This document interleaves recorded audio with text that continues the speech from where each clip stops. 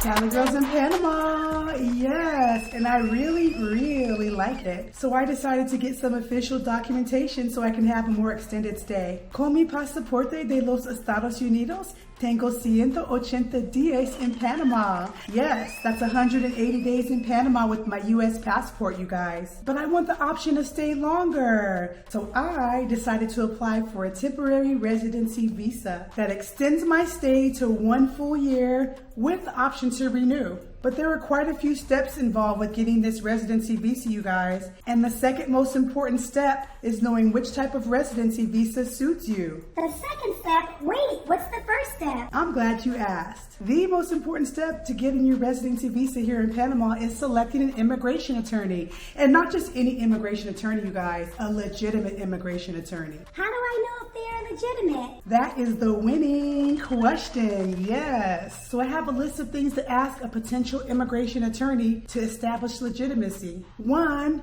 are they a licensed immigration attorney located here in Panama? Sorry, Charlie, but if they're not an immigration attorney specific to this region, I highly advise against using them for several reasons. And I would definitely check the legitimacy of their credentials and not just take their word for it. 2, are they fluent in Spanish? That includes reading, writing, and speaking, you guys. Are they up to speed with the most recent rules and regulations? You guys, Panama got a new president this year, so what's changed? What's new in the visa world? An immigration attorney specific to this region will know all of the ins and outs for sure. Do they have an office where you can meet up in person once you get to a certain part in the visa process application? Muy importante. And last but not least, will they be available to accompany you to the immigration office to complete the final steps of your visa process? You guys, this step matters, okay? And since I experienced it firsthand, you guys, that place can be a fiasco to navigate through, especially if you yourself are not fluent in Spanish. You do not want to have to navigate that field trip alone, trust me. Make sure your attorney or one of their assistants is going to accompany you through this final step. Otherwise, you guys, hiring them should be a deal breaker. And keep it locked to the end and I'll share with you the perfect attorney that checks off all the boxes. By the way, I'm Cali Girl, and if you're new here, welcome.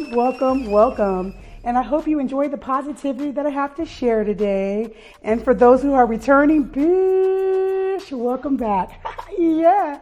So step 2, like I mentioned earlier, you guys, is knowing which type of residency visa suits your needs. This is why step 1 is ultra important. You know that a legitimate attorney that you hired, they're going to have all the information that you need. And you know this because you went through the checklist that I shared to establish their legitimacy, right? Right. A super common residency visa here in Panama is called the pensionado, which is for retired individuals with a forever income of $1,000 minimum. And that number jumps up an additional $250 per dependent that's coming under that same visa. And forever income means something along the lines of Social Security or pension, but Cali Girl's not retired yet, so this wasn't a visa option for me. I was presented with several other options, and the visa that I chose was the U.S. Work Visa, which adequately supports my remote graphic design guru status for 365 days, with the option to renew up to 5 times. Yes, you guys, that gives me 6 years here in Panama. One of the downsides to this visa, though, is that it doesn't lead to permanent residency. So after my 1 year is up, I'll have to think it through to see if I want to renew or go for a different visa that does lead to permanent residency. I just wanted to ride this wave out for a year and see how it flows. But an upside to this visa option is that I was required to open up a corporation here in Panama, which feeds into my flex as boss lady status.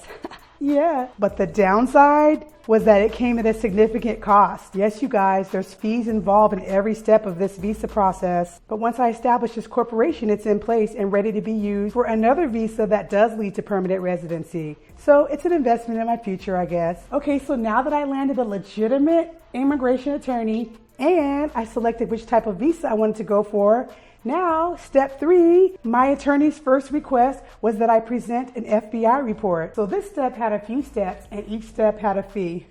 First, I had to go to the FBI website and request my FBI background report. Second, I had to get my fingerprints done at a local U.S. Postal Service. That was the option that I chose. And it was a no-brainer, you guys, because the FBI and the U.S. Postal Service are in cahoots. So my fingerprints forwarded directly to my FBI report request. And then once everything was verified, I received received a handy dandy link to download my FBI report. From there, I had to print the FBI report and take it to the nearest Panama consulate to get it authenticated. And there was a fee there too. Luckily, there was a consulate near my city, so I was able to go do that step in person and get it done instantaneously. But be sure to discuss that option with your attorney if there's no Panama consulate near your city. Finally, I had to send my authenticated FBI report to my trusty little attorney here in Panama, and bam!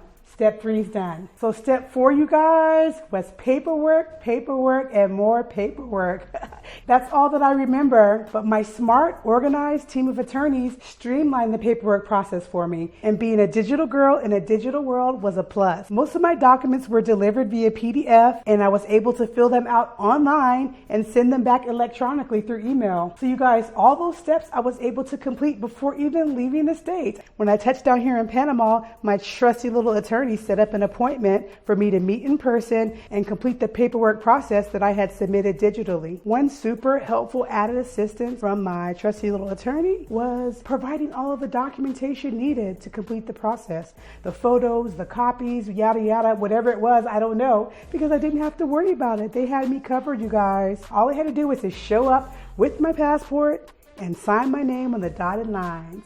Then I made one more in-person visit to my attorney's office to finalize the paperwork for my corporation and relinquish my passport for a few days. But don't worry, they make a photocopy of it to carry around with you so you're not without identification. Plus, I was smart, you guys, when I got my passport. I also got my passport card. And so I felt good having that form of identification along with my photocopy and my U.S. driver's license. Step 6. Okay, you guys, so remember how I told you to get a legitimate attorney? Here is the step I tried to warn you about. The field trip to immigration. Bish! That place was a fiasco. There were wall-to-wall people, workers, windows, desks, offices. If you ever had complaints about visiting the Department of Motor Vehicles in the States, this has that experience beat. But I didn't have to worry about anything except trying not to breathe the circulating air amongst all those people, because my trusty little attorney had someone personally assigned to me to navigate me through this field trip so I can walk away with my temporary visa card. Thank God for this attorney, because I heard some horror stories, you guys, of those not winning attorneys just sending their client to the immigration office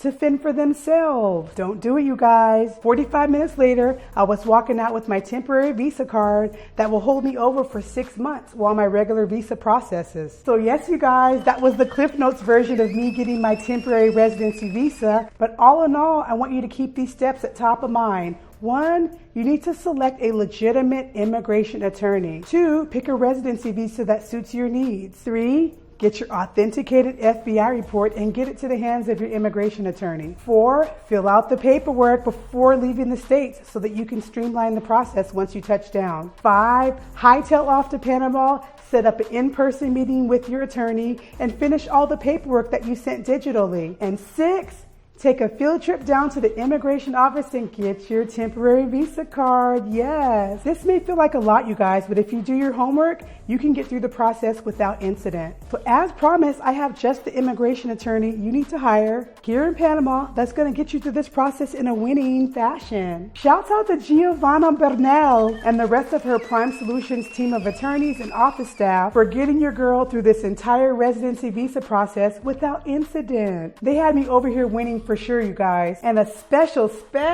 shout out to the hostess with the mostest, Charolette Van Horn, Black Expats in Panama. You guys, she has me aligned with the winning team that has my life in Panama chugging along smoothly and successfully. BEIP and Prime Solutions are the winning combination, yes. And I'm grateful to have them on my side. So check the description below, you guys, so you too can be winning when you touch down in Panama. Okay, you guys, if you found this video helpful, go ahead and smash the like button, hit the subscribe, and tap the notification bell, because I have so much more to share and I don't want you to miss it. So who's looking to apply for a residency visa here in Panama? What's your motivation? What made you choose to come here? What kind of visa do you want to get? Share your experience with me in the comments. I want to know, and other people can benefit from your perspective too. Thanks so much for watching, you guys. I share, you share, we share together. I'm Cali Girl, and it's my expat lifestyle. Deuces, yes.